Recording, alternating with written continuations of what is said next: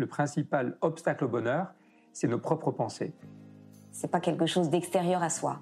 Le bonheur pour moi, c'est la liberté. Pour moi, c'est très simple en fait, le bonheur. C'est juste être. Bienvenue sur le podcast C'est quoi le bonheur pour vous ? Je m'appelle Julien Perron, je suis le réalisateur du film C'est quoi le bonheur pour vous ? Pendant plus de 4 ans, je suis parti à travers le monde pour interviewer 1500 personnes autour de cette question fondamentale. À travers ce podcast, on parlera bien-être, développement personnel et médecine douce. Je vous souhaite un merveilleux voyage sur la route de la connaissance de soi. Bonjour Florence. Bonjour. Merci de m'accueillir. Aujourd'hui, on est à Paris. Je continue mon petit tour du monde autour du bonheur. Et donc aujourd'hui, on va parler du bonheur. Alors, c'est quoi le bonheur pour toi ?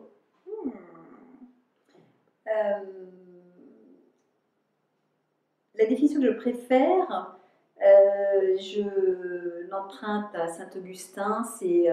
Pour moi, le bonheur, c'est d'être amoureux de sa propre vie. Voilà, c'est de ne pas convoiter celle du voisin et c'est de faire du terreau qui est le nôtre à peu près ce qu'on peut faire de mieux, le mieux possible. Comment on en arrive là ? Comment on en arrive à quoi ? À faire de son terreau le mieux possible ? Ouais. C'est un boulot absolument de tous les jours. La question est vache parce qu'elle est très large. Tu n'as pas de question plus précise, non, qui pourrait me mettre sur la voie. Là, c'est quasi philosophique. Mon expérience, en tous les cas, c'est que je cherche à vivre de la façon la moins déséquilibrée possible. Et je dis ça volontairement pour ne pas dire la plus équilibrée possible, parce que ça donnerait l'impression qu'on peut arriver à un truc qui, parce qu'il est au même niveau, est stable. Je trouve la vie très instable, je trouve les émotions très instables. Il y a beaucoup plus d'émotions négatives que d'émotions positives. Quand on regarde dans le vocabulaire, je crois qu'il y a 5 émotions positives et il y en a une dizaine négatives. Donc je trouve que la vie est quelque chose d'assez difficile. On traverse plein de moments d'émotions, il y a des tristesses, il y a des doutes, il y a des difficultés, il y a du surmenage, il y a plein de choses comme ça. Et que donc ça vaut le coup dans tout cet ensemble de trouver ce qui peut alléger. Et quand je dis être amoureux ou amoureuse de sa propre vie, c'est trouver comment vivre cette vie-là de la façon la plus légère possible. Et ça, c'est vraiment un terme qui compte beaucoup pour moi quand les gens viennent participer à des ateliers d'inspiration au bonheur, parce que c'est ça que je fais, ça fait partie de mon métier. La seule promesse que je peux faire, c'est pas de rendre les gens plus heureux, ça veut absolument rien dire, mais c'est de leur proposer une voie qui va peut-être leur apporter un peu plus de légèreté. Ce qui veut dire qu'il y a des outils ?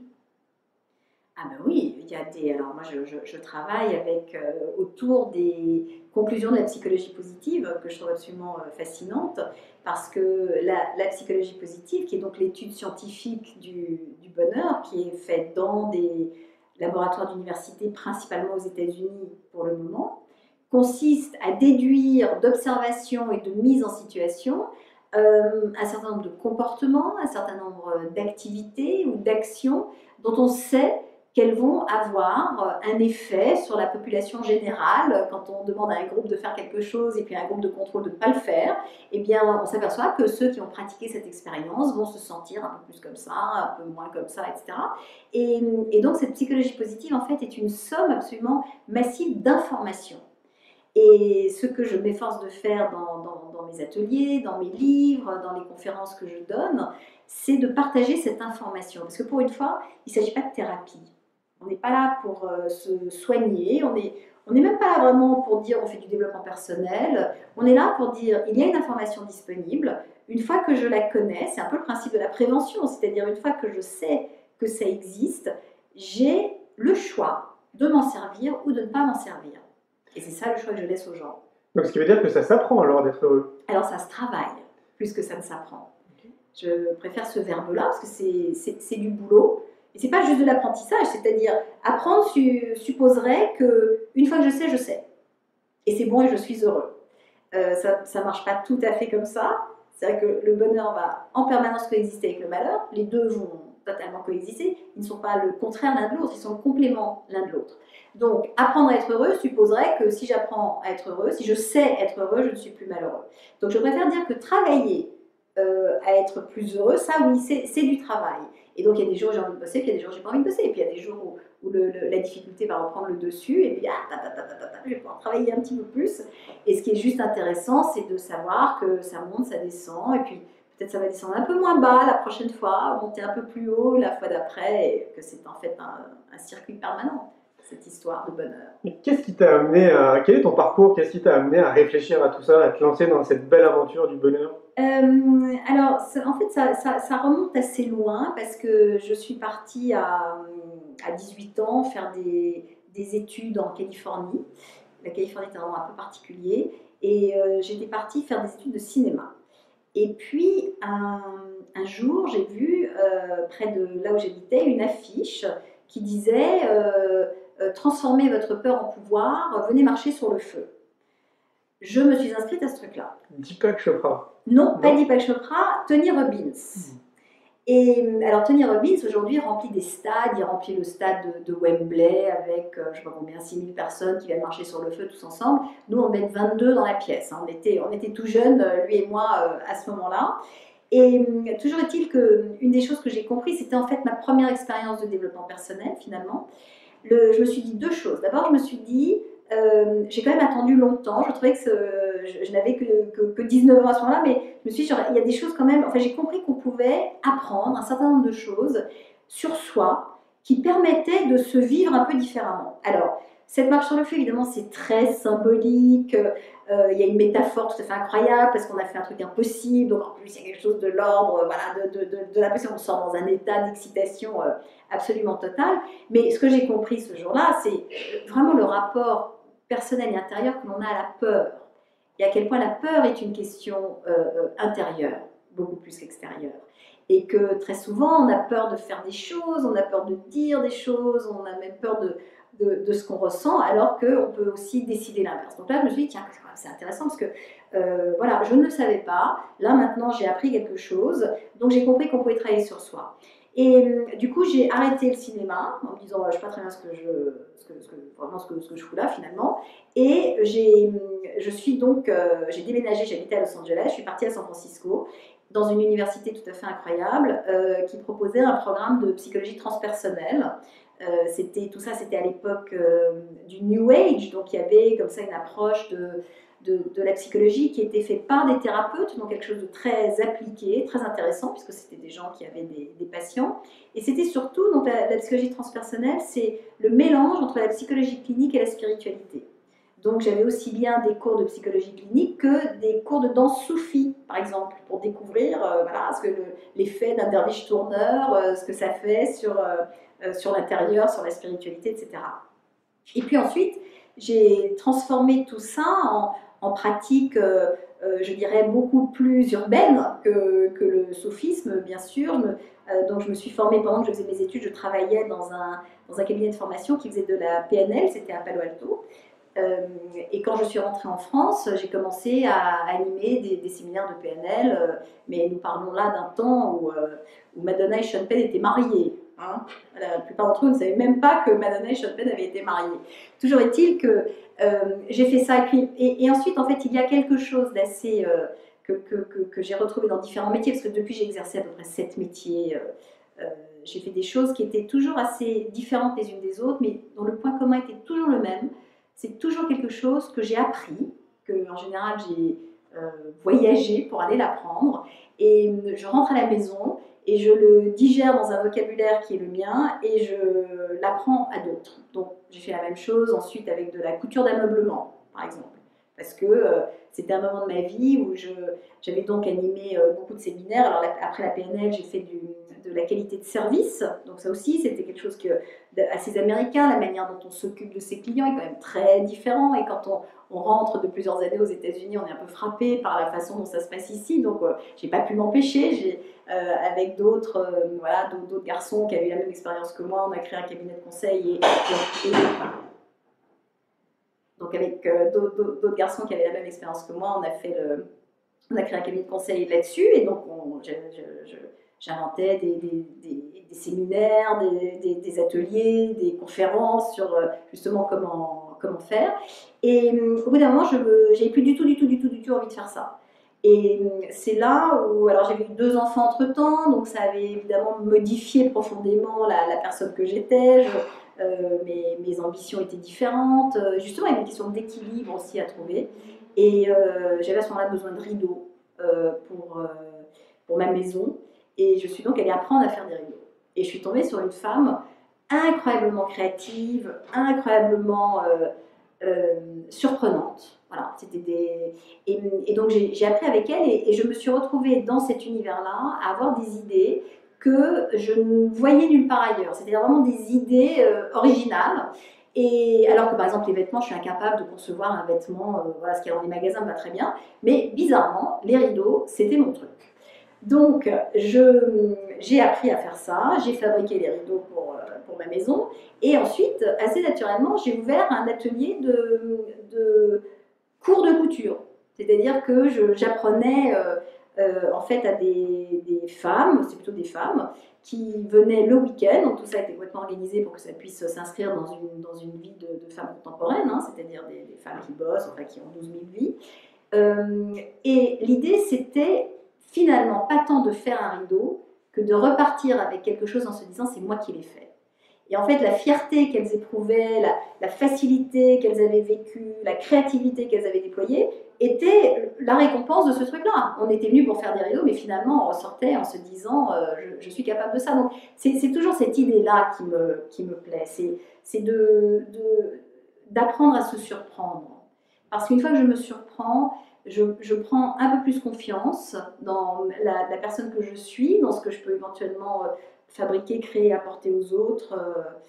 Voilà. Et puis, à l'issue de cette aventure de rideau, étant d'une nature plutôt curieuse, j'ai besoin en fait de changement. Alors c'est assez fatigant hein, d'être comme ça. Quand on raconte l'histoire, après, tout ça a l'air de s'enchaîner. Évidemment, à chaque fois, c'est toute cette question, mon Dieu, qu'est-ce que je vais devenir? Enfin, bon, c'est assez compliqué à vivre sur le moment, mais je ne peux pas m'en empêcher, c'est comme ça.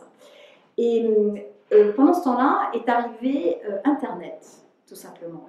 Et je me suis tout de suite retrouvée dans le raisonnement de l'interactivité, bizarrement. C'est-à-dire que je crois que cette expérience de rideau qui est en 3 dimensions m'avait en fait permis de faire 2 choses. D'abord de lâcher ma créativité, de vraiment la rencontrer, ce que je n'avais pas fait jusqu'à présent, et de raisonner autrement. Et je suis donc devenue conceptrice de sites internet. Parce que c'était le Far West. Hein, je veux dire, avant même l'an 2000, on pouvait être rédacteur en chef de site internet. À ce moment-là, il y avait de l'argent qui arrivait de partout, des projets dans tous les sens. C'était avant l'explosion de la bulle, on faisait à peu près ce qu'on voulait. Et je me suis retrouvée dans cet univers assez confortablement, en fait. C'est-à-dire qu'il y avait quelque chose de naturel à faire ça. Donc j'ai fait ça. Et j'ai fait ça notamment autour du magazine Psychologie, puisque je réfléchissais à comment l'interactivité qu'offrait Internet pouvait contribuer à la connaissance de soi.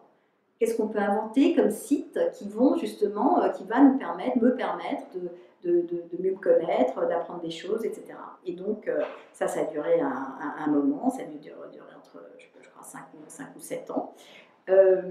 Et donc je fabriquais, j'inventais alors des sites sur comment trouver son thérapeute, quelle thérapie choisir, un site de test de personnalité, un site sur la sexualité, enfin voilà, comment on se sert de ça. Et puis il y a eu à ce moment-là un changement d'environnement, un changement de paradigme, puisque Psychologie a été vendue à une grosse boîte. Et là, mon réflexe a été de dire, pendant ce temps-là, Internet avait beaucoup évolué, ça n'était plus le Far West.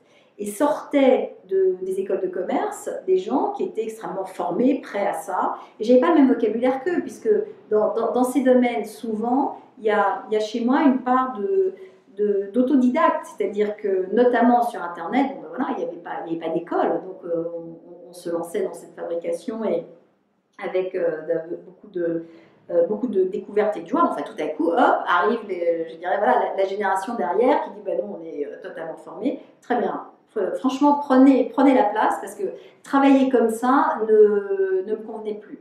Donc, je dis à cette organisation qui nous a absorbés, je ne veux plus travailler sur Internet, notamment chez vous, l'organisation était encore différente. Je voudrais m'intéresser à des choses plus collectives, donc le développement durable.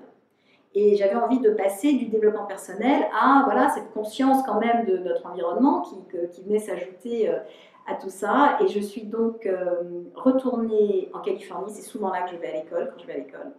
Et je me suis formée donc à ce qu'on appelle le management du développement durable, donc comment introduire ces notions-là. Je suis revenue dans ce groupe, qui était un groupe de presse, en disant, bon, ben voilà, moi je veux bien travailler sur la responsabilité que l'on a en tant que groupe de presse par rapport à ces questions de société, d'individus, d'écologie. Et en fait, quand je suis arrivée, il y avait un placard, ils ont ouvert la porte du placard, ils m'ont mis dans le placard, ils ont fermé la porte du placard et il y avait déjà une dame dans le placard. Donc nous étions 2 là-dedans. Et donc évidemment le job était parfaitement inintéressant, mais parfaitement inintéressant, c'est-à-dire qu'ils n'avaient aucun désir, aucune ambition de faire quoi que ce soit dans ce domaine. Ils étaient un peu obligés parce que c'était une boîte cotée en bourse, donc le RSE, ils étaient surveillés, voilà, mais il n'y avait absolument aucun projet. Et puis surtout, en fait, j'ai quand même essayé de mener quelques actions et je me suis rendu compte que ce n'était pas mon truc. Il y a dans le développement durable quelque chose de beaucoup à base de mesures, beaucoup à base de modifications, et que finalement l'individu c'était une matière qui me plaisait beaucoup plus. Bon, toujours est-il que je me fais virer. Et finalement, c'est cette histoire maintenant que je raconte souvent parce que mon emploi m'a donc quittée. Et je me suis retrouvée, bah voilà, qu'est-ce qu'on fait dans ces cas-là, quoi.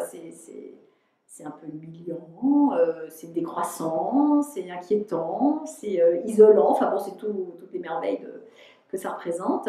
Mais j'avais vu passer la psychologie positive. Et donc lorsque j'étais moi-même à l'université, dans mon université californienne, ça n'existait pas, puisque c'est une discipline qui est née en l'an 2000. Et en fait, j'ai trouvé que c'était le moment, j'ai reçu vraiment, alors littéralement ça a commencé comme ça, j'ai reçu dans ma boîte aux lettres, je m'étais inscrite sur un certain nombre de sites américains, d'universités américaines qui font de la recherche parce qu'on peut participer à des études très facilement. Donc j'avais comme ça répondu à des questionnaires et voilà, et un jour je reçois un mail promotionnel qui me dit qu'il va y avoir un cours de psychologie positive donné par Tal Ben-Shahar. Tal Ben-Shahar était le professeur de psychologie positive de Harvard. Et il avait d'ailleurs écrit dans un de ses livres, il avait dit « Je veux créer un cours en ligne ». Donc c'était le cours en ligne qu'avait créé Ben-Shahar. Donc je m'inscris à ce truc-là. Ça avait déjà commencé, j'étais encore dans mon job où je m'ennuyais tellement que je me suis dit « Bon, ben voilà, ça ce sera déjà une façon de passer le temps ». Et là, je suis rentrée en fait dans un univers qui... la sensation que j'ai eue, c'est qu'il m'attendait. Voilà, que cet univers-là m'attendait ou que je l'attendais, je ne sais pas. En tout cas, nous nous sommes rencontrés. Cette matière qui est donc extrêmement précise, extrêmement fondée, extrêmement vivante. Ce ne sont que des histoires de gens qui sont mis dans des situations et qui vont ressentir des choses et dont on va tirer des conclusions. Eh bien, avec quelque chose qui, chez moi, juste m'a captivée. Donc ça m'a totalement passionnée, exaltée.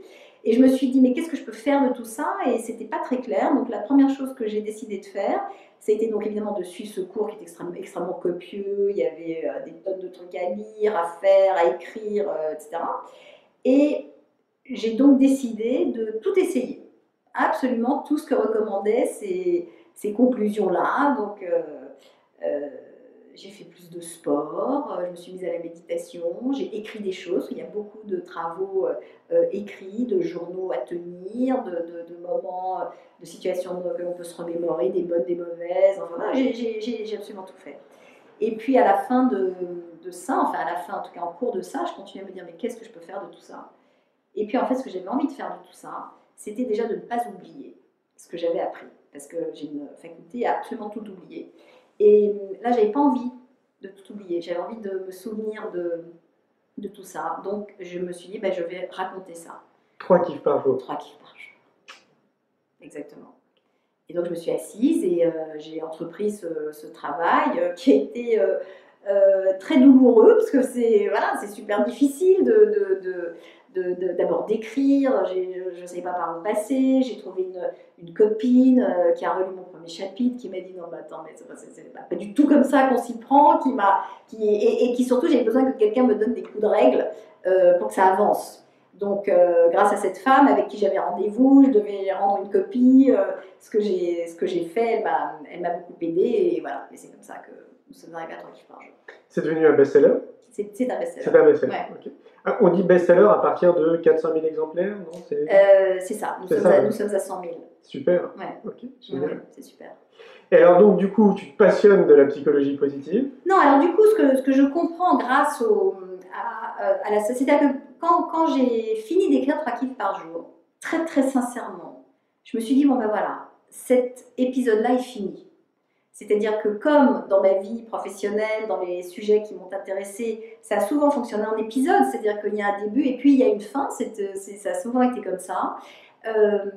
Eh bien, je me suis dit, bon ben voilà, c'est la conclusion, je rends ce manuscrit, mon passage en psychologie positive, en gros, est terminé. Enfin, je n'imaginais pas très bien ce que ça pouvait être. Et puis, 3 kiffs par jour est sorti et a eu du succès. Et en fait, là, j'ai compris que finalement, c'était le début. C'est-à-dire que nous étions tous pareils et qu'avec un peu d'information, je peux faire des choix qui sont différents. Et que du coup, je pouvais, moi, continuer à informer les gens. Et je les avais informés par écrit. Et maintenant, j'allais les informer en leur racontant, tout simplement. Et j'ai eu donc la chance de passer au Grand Journal de Canal+. Et il y avait un directeur de la com d'une banque qui regardait la télé ce soir-là et qui m'a trouvé le surlendemain en disant « Est-ce que vous pouvez venir nous parler de ça ?» Et donc, j'ai fabriqué une conférence pour parler de ça.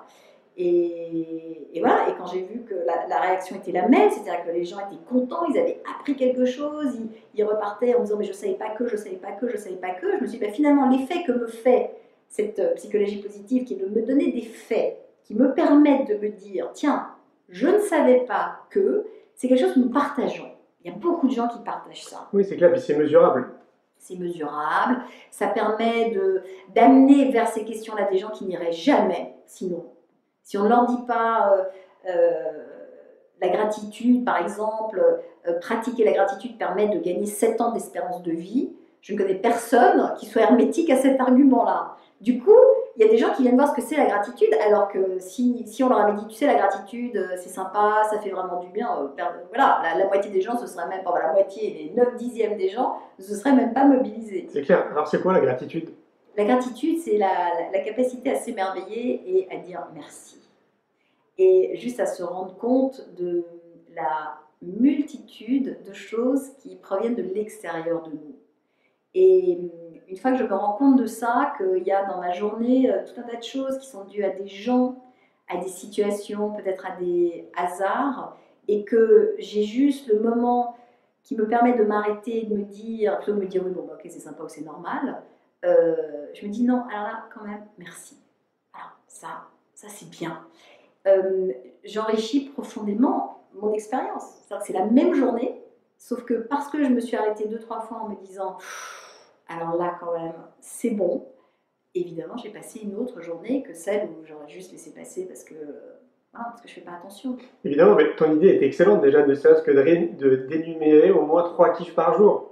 Personne ne fait cette démarche. Mais c'est pas mon idée. Ah d'accord. Non, c'est pas mon idée du tout. Ce sont les travaux de Martin Seligman, qui est donc un des instigateurs de la psychologie positive. Ce sont des expériences menées en laboratoire qui ont démontré que si on demande à un groupe de noter justement 3 choses pour lesquelles ils éprouvent de la gratitude pendant 3 semaines, on va demander à un autre groupe d'écrire tous les jours quelque chose dont ils sont fiers, on va demander à un autre groupe d'écrire tous les jours quelque chose dont ils n'étaient pas contents, on va demander à un autre groupe d'écrire, juste de raconter 3 choses qu'ils ont fait dans la journée, et puis il y a un autre groupe encore auquel on va demander de raconter 3 choses qui leur confirment qu'ils sont supérieurs aux autres par jour. Tout le monde fait ça pendant 3 semaines. On mesure le niveau de bonheur de tout le monde à l'entrée, on mesure le niveau de bonheur de tout le monde à la sortie. Les seuls dont le niveau de bonheur a augmenté sont ceux qui ont travaillé sur la gratitude. Donc, il se trouve que quand j'ai lu un article là-dessus, qu'avait d'ailleurs écrit David, mon cousin, David Servan-Schreiber, il parlait des travaux de Seligman. Et c'est comme ça que j'ai entendu parler de la psychologie positive, en fait, la première fois. Et je suis rentrée à la maison, et je trouvais ça quand même assez simple, parce que justement, donc non seulement ça rendait plus heureux, mais ça permettait d'être en meilleure santé. Donc je suis rentrée à la maison en disant, voilà, j'ai lu un truc qu'a écrit David, qui explique que si on s'est trouvé 3, et puis j'étais à table avec mes enfants et mon mari, donc le mot qui m'est venu en voyant mes enfants comme ça, qui avaient entre 8 et 14 ans, a été kiff. Donc la seule chose que j'ai fait, c'est d'appeler ça un kiff, parce que je parlais à des gens auxquels j'avais envie d'expliquer de façon très simple.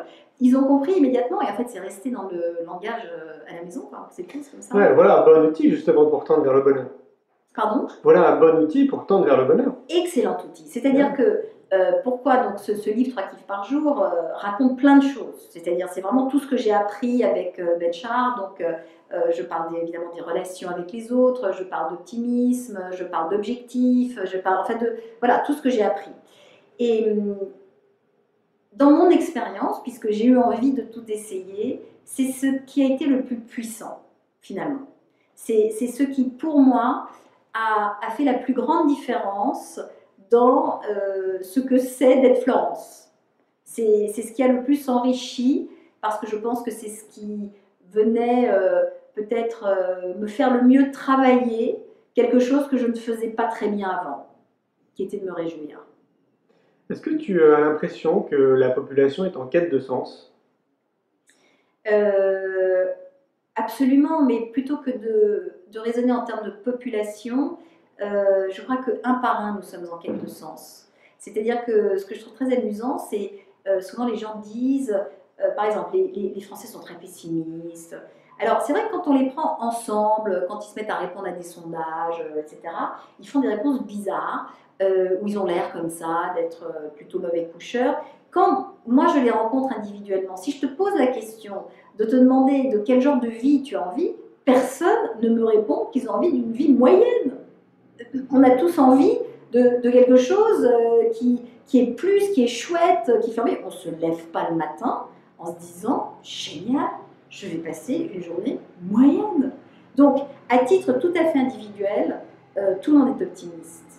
Et même les gens pessimistes sont optimistes. Moi, c'est difficile pour moi d'être optimiste, c'est-à-dire c'est difficile pour moi de croire que ça va bien se terminer. D'accord ? J'ai plein d'angoisses et d'inquiétudes qui font que c'est pas naturel pour moi. Mais quand même, malgré ce travers-là, je suis quelqu'un qui a envie que, si je me dis mais comment est-ce que j'ai envie que ma vie soit, j'ai envie qu'elle soit chouette.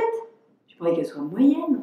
Disons que oui, tu peux en avoir envie, mais tu peux être perdu non, mais bien pour essayer sûr, d'y arriver, quoi. Bien sûr, mais regarde, quand tu te dis voilà, de qui aimerais-je tomber amoureux, on ne se dit pas j'ai envie de trouver un mec super moyen. On ne se dit pas j'ai envie de trouver une nana super moyenne. On se dit j'ai envie de rencontrer quelqu'un qui me fasse vibrer, que ce soit chouette, que ce soit extra. Donc il y a une aspiration. Nous avons tous, quand ta question c'est est-ce que nous sommes en quête de sens ? Oui, nous sommes en quête de mieux, nous sommes en quête de sens. Après en effet, on ne sait pas toujours par où passer. Bien sûr. Oui, moi j'ai vraiment l'impression que c'est, en tout cas je me considère comme une partie de la population qui a suffisamment pris du recul sur la société pour s'apercevoir un peu de tout ça.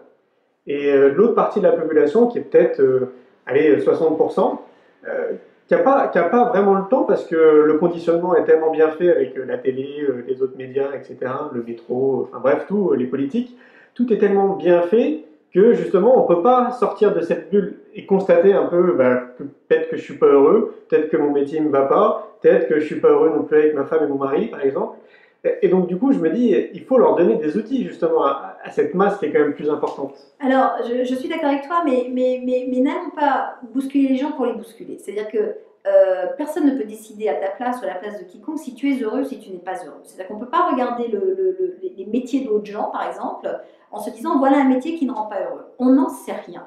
C'est-à-dire que nous sommes tous aussi à une juste place ou avec certains appétits qui vont correspondre à qui nous sommes. Donc il y a des gens qui sont dans des vies que toi, en la regardant de l'extérieur, tu te dis moi je ne voudrais jamais ça. Et en fait, t'en sais rien. C'est peut-être quelque chose et une vie qui leur convient tout à fait. Mais là où je te rejoins, c'est que, évidemment, toute cette information, donc ça commence... Alors déjà, la psychologie positive est une façon de relier cette espèce de tour d'ivoire de la connaissance et des laboratoires de psychologie, parce que c'est ça l'idée, de relier tout ça au grand public. Donc c'est une façon vraiment très simple d'exprimer des choses qui ont été trouvées en général dans des espèces de silos comme ça dont on ne sort jamais, ou ça n'est publié que dans la presse scientifique. Dans notre vie de tous les jours, on ne lit pas la presse scientifique. Bon. L'idée de ces chercheurs a été de dire, pour une fois, on va écrire des livres grand public, c'est-à-dire que les gens qui écrivent des livres sont ces chercheurs eux-mêmes qui les écrivent, mais pour que ça puisse être lu. Et puis après, il y a des gens comme moi qui passent encore par derrière, qui vont lire ces livres-là, qui sont encore un peu techniques, et qui vont en faire quelque chose d'encore plus digéré. C'est-à-dire que moi, je me présente comme une utilisatrice de la psychologie positive. Alors, je suis professeure de bonheur parce que j'ai juste l'expérience d'être passée un quart d'heure avant vous. Mais moi, j'ai essayé. Voilà, j'ai essayé avant d'en parler. Donc c'est ça. Donc voilà ce qu'on peut faire. Et alors, c'est vrai que, par exemple, je viens de travailler pour des gens qui sont venus me voir en me disant, ce sont des gens qui fabriquent des aliments et qui sont vendus en supermarché. Et ils me disent, en fait, l'histoire, c'est que j'ai animé un séminaire dans leur entreprise, parce que je fais ça aussi, je vais dans les entreprises, donc il y a des boîtes qui se disent bonheur, c'est un mot qu'ils utilisent en disant on a envie d'aider les gens qui travaillent chez nous à comprendre par où ça passe, quels sont les leviers pour eux, etc. Et une femme qui est assise là me rappelle quelques mois après en disant, voilà, je dois entièrement revamper ils appellent ça une marque, parce que voilà, c'est une marque, il y a des biscuits, des jus, des trucs comme ça. Et ce que j'ai appris avec vous a fait une telle différence pour moi que ma question est, qu'est-ce qu'on peut faire pour contribuer à ça? Quand on fabrique des biscuits, comment est-ce qu'on peut aider et comment est-ce qu'on peut apporter cette connaissance-là à des gens qui n'y auraient pas accès? Donc j'ai trouvé la question super intéressante. Comment est-ce qu'on met de la psychologie positive dans un supermarché? Et c'est ça qu'on a fait. Et donc, l'idée qui nous est venue, il y a deux idées qui nous sont venues. La première a été de mettre sur chacun de ces emballages un exercice. C'est-à-dire que même si je n'achète pas le biscuit, je peux, en me promenant dans les rayons, si je sais qu'il est là, retourner le paquet et il m'arrive un truc. Ça me pose une question, ça me propose quelque chose, ça me dit quelque chose qui est de l'ordre justement de ce qui va me permettre de ressentir des émotions positives, de sortir de ma zone de confort, de me poser des questions qui me font du bien, d'éprouver des émotions. Et donc on a fait ça.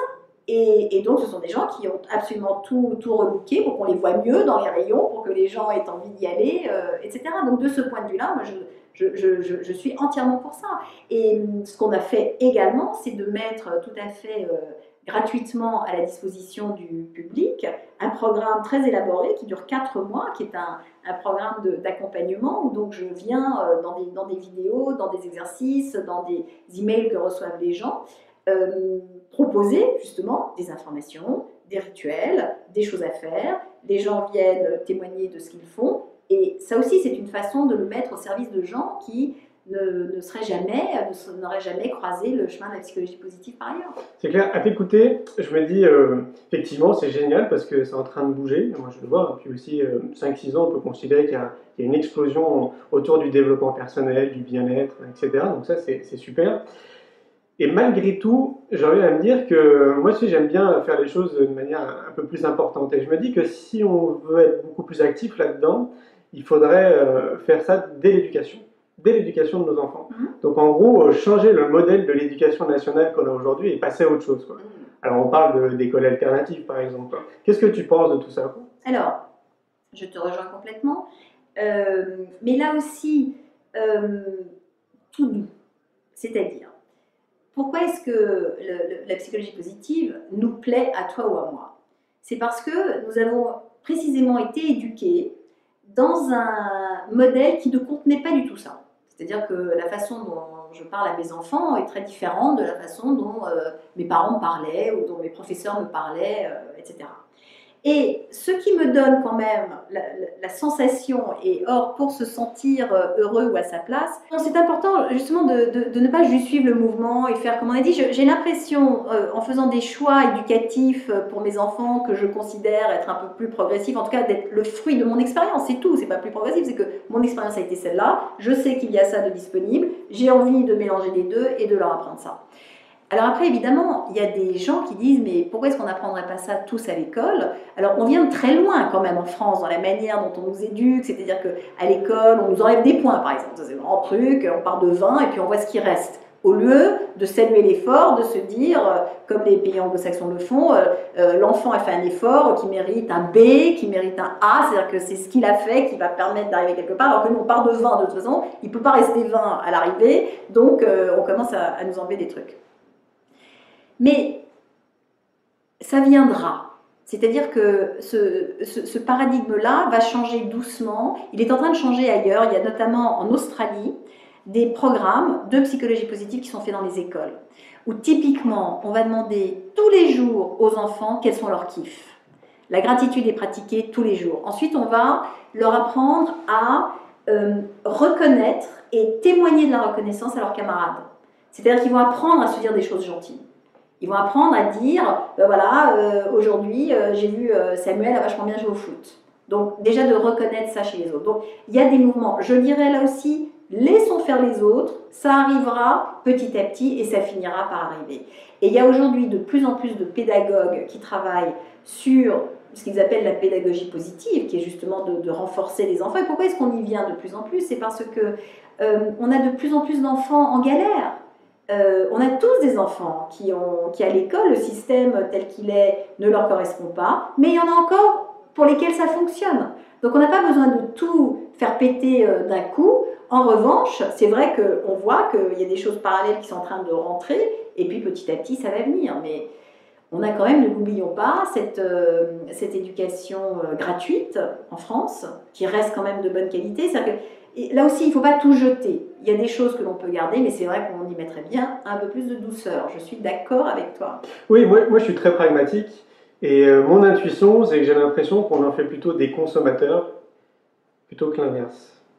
Des enfants ? Ouais, des enfants, ouais. Alors, je ne sais pas si c'est propre à notre système d'éducation ou notre mode de vie. Parce qu'il n'y a pas que ce qui se passe à l'école. C'est pas à l'école qu'on nous apprend à consommer, c'est aussi le mode de vie ambiant, c'est la manière dont vont réagir nos parents, bien sûr. Mais après, ça, c'est plus une question de responsabilisation. Comment est-ce que je me responsabilise par rapport à mon niveau de bonheur? C'est-à-dire, c'est vrai que d'indiquer aux gens que ça n'est pas la consommation qui va leur permettre d'être heureux, ça, évidemment, ça rendrait service à tout le monde, et justement d'expliquer ça un peu plus précisément. Mais j'ai quand même la sensation que ça bouge pas mal. À quel niveau? Dans les consciences, dans les discours ambiants, dans les initiatives autour de nous, mais il faut commencer quelque part. Il y a toujours ce qu'on appelle les first movers, qui sont les gens qui vont bouger d'abord, et puis petit à petit, voilà, ça va bouger de plus en plus, de manière plus importante, et puis tout le monde finira dans un bain. On ne peut pas faire autrement. Pour l'instant, on est encore en train de courir à la catastrophe, donc de toute façon, ça va changer. Quel est ton regard, justement, si on prend du recul sur la société, quel est ton regard? Tu as un regard plutôt optimiste, plutôt positif? Tu trouves justement que les choses sont en train d'évoluer dans le bon sens, s'il y a une définition à bon sens? Alors, moi, j'ai toujours aimé l'avenir, en fait. Je suis toujours beaucoup plus attirée par l'avenir que par le présent. J'ai envie d'appeler ça la modernité, mais rien que le fait de l'appeler la modernité, ça rend déjà ringard et pas moderne. Mais je trouve qu'on ne peut pas juste se dire soit c'était mieux avant, soit attention, regardez cette génération Y ou Z, maintenant je crois qu'on est passé à Z, voilà comment ils sont différents, c'est moins bien. Non, ils ne sont pas moins bien, ils sont différents. Et ça, c'est une chose tout à fait manifeste, c'est que quand on voit comment fonctionnent les 20-30 ans aujourd'hui, il va forcément y avoir un changement. Forcément. Pourquoi? Parce que ce sont des gens qui ont été élevés, qui arrivent en tout cas au début de leur vie adulte, dans de l'hyper-choix. Mais de l'hyper-choix, c'est-à-dire qu'aujourd'hui, s'ils font des études, ils peuvent en gros aller faire des études n'importe où. Ils savent quels sont les programmes de quoi, dans quel pays, etc. S'ils se cherchent une fiancée ou un fiancé sur Internet, ils vont en trouver des centaines de milliers. Mais ça change beaucoup de choses, parce que ça veut dire que même si j'ai un rendez-vous qui s'est bien passé avec quelqu'un, je rentre à la maison, qu'est-ce que je fais? Je me connecte, parce qu'on ne sait jamais. Il y en a peut-être une autre, ou un autre. Donc cet hyper choix qu'on va retrouver dans les relations, dans les destinations, dans les métiers, dans les formations, dans les habitations, puisque d'un clic sur Airbnb, aujourd'hui, on peut habiter dans n'importe quel appartement, n'importe où, etc., fait qu'il va y avoir un démarrage différent. Voilà. Et là où peut-être des gens avec moins de choix un peu précédemment se sont positionnés un peu plus rapidement sur un métier, sur un fiancé, sur un lieu géographique, là ça va être un peu différent. Mais c'est pas grave, ils vont vivre plus longtemps de toute façon. Donc il va se passer autre chose. Et parce qu'ils sont dans cette espèce de... Ils sont aussi dans une précarité très forte. Hein. Il faut pas juste imaginer que ce sont des gens qui papillonnent confortablement. Ils papillonnent aussi dans la précarité de stage en stage. N'empêche, ils ont des expériences professionnelles multiples quand ils vont commencer à travailler. Ils apprennent à vivre autrement. Et donc, l'argent va avoir une valeur différente. L'enracinement va avoir une valeur différente. La famille va avoir une valeur différente. Donc forcément, ce sera différent. Est-ce que tu penses qu'il est bon de cultiver sa spiritualité pour tendre vers le bonheur? Alors, oui, c'est évident, c'est démontré, c'est-à-dire que la richesse intérieure est la plus grande richesse. Ce n'est pas l'extérieur qui va m'apporter la quiétude ou la sérénité dont j'ai besoin. Donc évidemment, travailler, mais à sa façon. C'est-à-dire que je suis contre le fait de dire que la spiritualité, c'est forcément de la religion, c'est de se débrouiller soi-même avec ses croyances. Si on a envie d'en inventer. Si on a envie d'adhérer à une croyance, évidemment, on peut le faire. Mais en tout cas, c'est de cultiver son intérieur, ça c'est évident. Est-ce qu'il y a des auteurs, des écrivains, des philosophes qui continuent peut-être de t'inspirer ou qui t'ont inspiré lors des différents changements d'activité? Évidemment, récemment, en tout cas, tous les gars de la psychologie positive, je dis enfin les gars et les filles, hein, Sonia Lyubomirsky, Mihaly Csikszentmihalyi, Martin Seligman, Robert Emmons, Tal Ben-Shahar, évidemment. Mais les romans m'inspirent aussi, c'est-à-dire que ça, une fois de plus, ce que j'aime dans ces lectures, c'est que ce sont déjà des livres très pragmatiques. Et c'est vrai que je trouve ça assez facilement dans cette littérature américaine qui est toujours faite pour qu'on comprenne le plus rapidement possible. N'empêche, ça rend service de comprendre le plus rapidement possible. Oui, c'est évident. Tu as sorti Power Patate. Oui. Alors là, c'est un deuxième outil où ça se combine avec 3 kiffs par jour Alors, en fait, Power Patate, c'est la suite de l'histoire. C'est-à-dire que donc 3 kiffs par jour est sorti. J'ai donc commencé à animer des conférences, à inventer des ateliers et à travailler. Et puis... il y a donc évidemment une tragédie dans notre famille qui a été la disparition de David. David avait créé une école de formation et nous sommes d'ailleurs ici dans les murs de son école de formation. Et en fait, le choix que j'ai fait à sa disparition a été de reprendre cette école et de continuer ce travail. Alors, c'est un travail qui s'adresse plutôt à du personnel soignant. Je précise que la psychologie positive, ça n'est pas de la thérapie, c'est de l'information. Et là, c'est vraiment quelque chose qui est vraiment indiqué pour les thérapeutes, les psychiatres, enfin c'est quelque chose de beaucoup plus technique. Mais j'ai donc choisi de faire ça, et c'était une aventure pour moi qui était tout à fait nouvelle, parce qu'il y avait donc une entreprise, il y avait des collaboratrices, il y avait quelque chose à faire tourner, et je ne savais absolument pas comment on faisait, mais pas du tout. Mais je l'ai fait quand même. Malgré tout s'est réveillé chez moi en me disant mais tu vas jamais savoir faire un truc pareil, etc. Mais il y avait quelque chose d'un peu vital, et puis de continuer ce travail aussi, il y a quelque chose de naturel. Et donc j'ai fait ça, et en fait, ça m'a mis un énorme coup de pied au cul. Et de nouveau, finalement, je me rends compte que ce sont plutôt les accidents qui me mettent face à des situations, qui m'obligent à réagir et qui m'oblige à aller chercher ce qu'il y a de plus fonctionnel chez moi. Et du coup, ça m'a intriguée, parce que ça a marché. Et parce que nous y sommes arrivés, parce que nous nous développons, parce que nous aimons ce que nous faisons, parce que c'est une aventure qui est vraiment totalement excitante, que j'apprends. Mais tous les jours, j'ai appris un nombre de trucs. Enfin, et c'est pas fini, hein, tout ça, c'est en cours. Et du coup, ça m'a intéressée. Je suis partie en fait à la recherche de nos super pouvoirs. J'ai appelé ça des super pouvoirs. C'est que j'ai vraiment eu la sensation de réveiller une partie de moi que je ne connaissais pas encore. J'ai fait la connaissance de quelqu'un qui était à l'intérieur de moi et qui était en fait capable d'apprendre des choses dont je pensais qu'elle la barberait terriblement. Finalement, j'ai trouvé une façon intéressante de les faire. Et donc, je me suis retournée vers la psychologie positive pour voir ce qui était publié là-dessus, sur ce que sont nos forces, ce que sont nos qualités. Je suis allée voir tout un tas de gens dont c'est le métier. J'appelle ça des détecteurs de trompettes, des gens qui nous aident à trouver nos talents et nos particularités. Et j'ai raconté donc ce voyage-là. Et donc Power Patate s'appelle Power Patate, vous avez des super pouvoirs. Et en fait, pour moi, quand on est dans ce moment de sa Power Patate, c'est quand l'énergie, quand on ne sent plus l'effort, quand c'est une forme d'énergie qui fait qu'on ne sent plus l'effort. Juste on le fait. Et on le fait plutôt avec succès, c'est-à-dire qu'on atteint ses objectifs, on le fait avec plaisir. Ce succès, pour moi, ça veut dire que l'objectif est atteint, mais surtout que je l'ai fait avec plaisir et qu'on a compris ce que j'ai voulu faire. Donc, je suis d'accord. Ouais.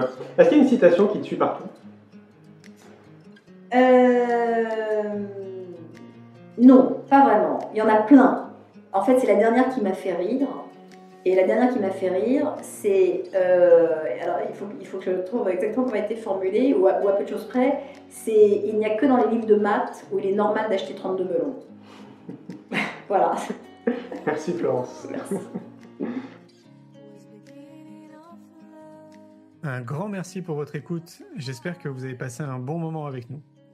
Pour prolonger l'expérience C'est quoi le bonheur pour vous et continuer votre cheminement sur la connaissance de soi, je vous invite vivement à lire mon livre C'est quoi le bonheur pour vous que vous trouverez dans toutes les librairies. Jouez et amusez-vous avec le jeu de cartes entre amis, avec des inconnus, dans le monde de l'entreprise, à l'école. Regardez le film C'est quoi le bonheur pour vous et surtout, prenez soin de vous. Je vous souhaite un merveilleux voyage vers vous-même.